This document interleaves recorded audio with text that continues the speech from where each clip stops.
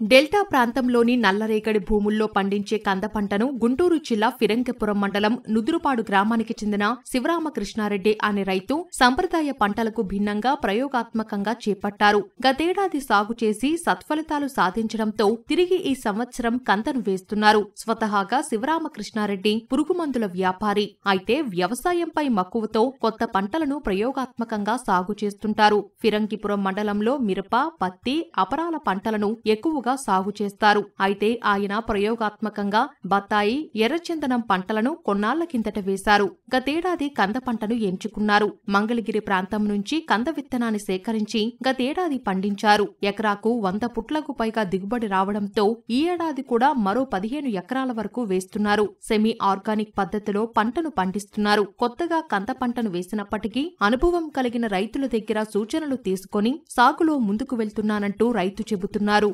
మా నాన్నగారి నుండి వ్యవసాయం చేస్తూ ఉండేవాళ్ళం. వ్యవసాయం నుంచి నేను వ్యాపారంలోకి వెళ్ళి తిరిగి నాకు వ్యాపారంలో కన్నా కూడాను వ్యవసాయం మీద మక్కువతోటి వ్యవసాయం కలిపి చేస్తున్నాను. వ్యవసాయంలో మొట్టమొదట మేము ఈ ఏరియాలో వచ్చేసరికి పసుపు, వరి, ఈ పత్తి మాత్రమే పండిస్తూ ఉండేవాళ్ళం. గతంలో అరటి తోట వేయడం, గ్రాండ్ 9 వేసేసి సక్సెస్ఫుల్గా పండించాను. తర్వాత ఇక్కడ సూటబుల్ కంద బాగుంటుందని చెప్పేసి గత సంవత్సరం 5 ఎకరాలు సేద్యం చేయడం అయింది. 5 ఎకరాలు కూడా 100 ఫుట్ల దాకా 100 ఫుట్లు దాటే రమారమి 100 ఫుట్లు దాటే 1 ఫుట్ 2 ఫుట్లు ఆదనమే అయింది. కానీ బాగా మంచి ఈల్డింగ్ వచ్చింది. తెగుళ్ళు కూడా చాలా తక్కువతోటి. మేము చేసిన విధానం ఏంటంటే సెమీ ఆర్గానిక్ వెళ్ళాం. ఫస్ట్లోనే పశువుల పేడ 10 ట్రక్కుల దాకా ఎకరానికి తోలడం జరిగింది. ఆముద పిండి, వేప పిండి, వేరుశనగ పిట్టు అలాంటివి కూడా వాడడం జరిగింది. అది కాకుండా కూడాను పంచగవ్య తయారు చేయడం జరిగింది. దాంతోపాటు అతి తక్కువ ఖరీదులో ఫిష్ యాసిడ్ అనేది ఒకటి తయారు చేశాము. దాంతోపాటు మైక్రోన్యూట్రియంట్స్ కూడా మంచి వాడడం వల్ల అయ్యం బాగా మంచి దిగుబడి అది కూడా దోహదం చేసిందని మేము అనుకుంటూ ఉన్నాం. ధరలు వచ్చేసరికి పోయిన సంవత్సరం వరదలు రావడం వల్ల కొంత ఏరియా దెబ్బతినో ఏదో తెలియదు. మాకు అనుకోకుండా అనూహ్యమైన రీతిలో 15,000, 15,500 అట్లా రేటు రావడం జరిగింది. అందులో మంచి దిగుబడి వచ్చేసరికి ఎకరానికి 10 లక్షల దాకా రమారమి ఆదాయం, ఖర్చులు పోయి కూడా 10 లక్షల దాకా రావడానికి దోహదం చేసింది. అనుకోకుండా అదొక అచీవ్మెంట్గా అనిపించి మేము మళ్ళీ ఈ సంవత్సరం ఒక 10 నుంచి 15 ఎకరాల దాకా కంద మళ్ళీ వేద్దామని చెప్పేసి ప్లాన్ చేసాం. మా చేలో దొరికినటువంటి అంటే కొంత రద్దు పారు గడ్డ అనేది ఉంటుంది. ఆ గడ్డతో పాటు కొంత మళ్ళా ఒక బీహార్ కందమని అని చెప్పేసి ఆ ల్యాండ్ సాయిల్ నుంచి తీసుకొచ్చింది కొంచెం బాగుంటుంది అనేది ఇక్కడ ఎక్కువ ఈ మున్నంగి, కొల్లిపర, లంకల్లో పండించే రైతుల సలహా మేరకు మేము మళ్ళీ ఈ బీహార్ కందని ఒక లారీ కొనుక్కోవడం జరిగింది. ఫిబ్రవరి నెలలో కొనుక్కున్నాం. రైతులందరూ సేద్యం చేసేది కాకుండా కొంచెం డిఫరెంట్ థింక్ చేసి డిఫరెంట్గా వేయడం జరిగింది. తెనాలి, లంక భూములు అటువైపే ఎక్కువ దీని మీద కాన్సన్ట్రేషన్ చేస్తారు. ఎందువల్లంటే వాళ్ళ సారవంతమైన భూములు నదీ పరివాహక ప్రాంతంలో ఉండడం వల్ల అవి బాగా అనుకూలంగా ఉంటాయి. కానీ వాళ్ళకి అనుకూలంగా ఉన్నా కూడాను గతంలో వాళ్ళకి ఈల్డింగ్ వచ్చేది. కానీ ఇప్పుడు అంత ఈల్డింగ్ వాళ్ళకి 50 ఫుట్ల కన్నా రావడం లేదు.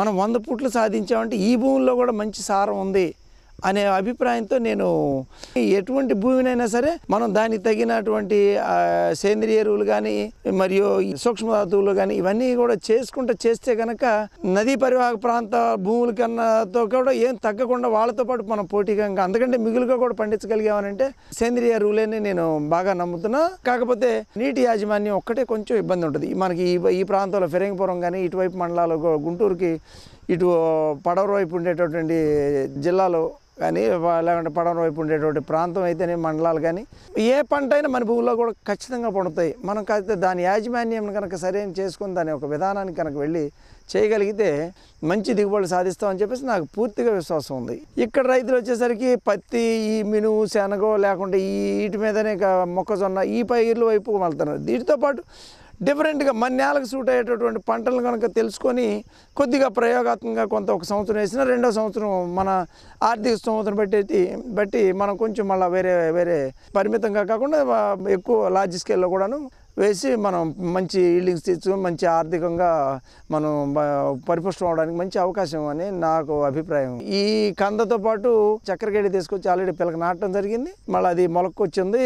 బత్తాయి తోట ఒక 3 సంవత్సరాల క్రితం వేసాను.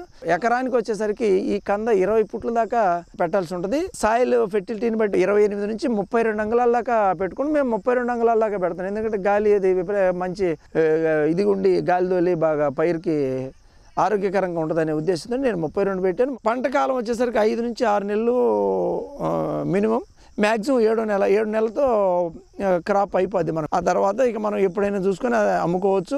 ఒకవేళ కంద వచ్చేసరికి అడ్వాంటేజ్ ఏంటంటే ఈ సంవత్సరం ధరలు లేనట్టే మరో సంవత్సరానికైనా అంతే వదిలేస్తే భూమిలో అదే మళ్ళా ఏం పెద్ద పెట్టుబడి కూడా లేకుండా తర్వాత సంవత్సరానికి కూడాను ఆ కందని వదిలేస్తే దాని అంతా అదే పెరిగి అదే పంట దిగుబడి వస్తుంది. ఆ ధర ఉన్నప్పుడైనా అమ్ముకోవచ్చు. మనకు దీన్ని కోల్డ్ స్టోరేజ్లో పెట్టుకోవడం అలాంటివి పెట్టాల్సిన అవసరం కూడా ఉండదు.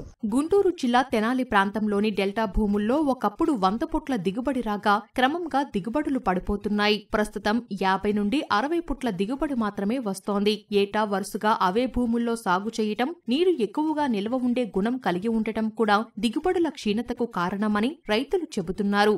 మేము ఒక 30 ఏళ్ళ నుంచి చేస్తున్నాం. ఇప్పుడు బాగా 100, 110 కాడికి అయ్యింది. ఇప్పుడు అంతా 50, 60 కాడికే అవుతుంది. ఎందుకేముంది, వయసు చేలో బలం అంతా తినేసి పొట్టు తగ్గిపోయి ఓట తగ్గిపోతుంది, తెగుళ్ళు వస్తున్నాయి. మా ఊరు చుట్టుపక్కల ఏరియా అంతా అట్టాగే ఉంది. ఇక్కడంటే కొత్త నేల కదా, కొత్త నేల కాబట్టి ఇటు కూడా 10 సంవత్సరాలు గట్టి ఊరిద్ది. వేసిన నేలలో 4 సంవత్సరాల దాకా వేయకూడదు. ఇప్పుడు 1 ఎకరం వేసామనుకో 4 ఏళ్ళు దాకా మళ్ళీ కంద వేయకూడదు. కొత్త నేల తోడాలి. విత్తనం ఆ 16 కాడి నుంచి 20 పుట్టు లోపు 14, 15 అంగుళాలు పెడతాం. ఆరుదల నేల అయితేనే ఊరిద్ది, కుళ్ళు నేలలో ఊరదాం. పోయిన సంవత్సరం 100, 110 కాడికి అయ్యిద్ది. 10 సంవత్సరాల వరకు బాగా లాగిద్ది కృష్ణారెడ్డి గారికి. కాకపోతే ఆరుదల నేల కావాలి, కుళ్ళు నేల పనికిరాదు. వాన కూర్చి నీళ్లుండి ఆరక తేమారక పైరు ఎక్కిరాదు, తెగుళ్ళు వస్తాయి, అన్ని రోగాలు వస్తాయి. ఇకట్టయితే రోగాలు రావు, ఎమ్మటి ఆరుదల. ఇటీవల కాలంలో వ్యవసాయంలో పెట్టుబడులు పెరిగిపోయి మిగులు తక్కువగా ఉంటోంది. ఈ నేపథ్యంలో ఒకే తరహా పంటలు వేయటం కంటే కొత్త పంటలను ఎంచుకోవటం మంచిదని శివరామకృష్ణారెడ్డి చెబుతున్నారు.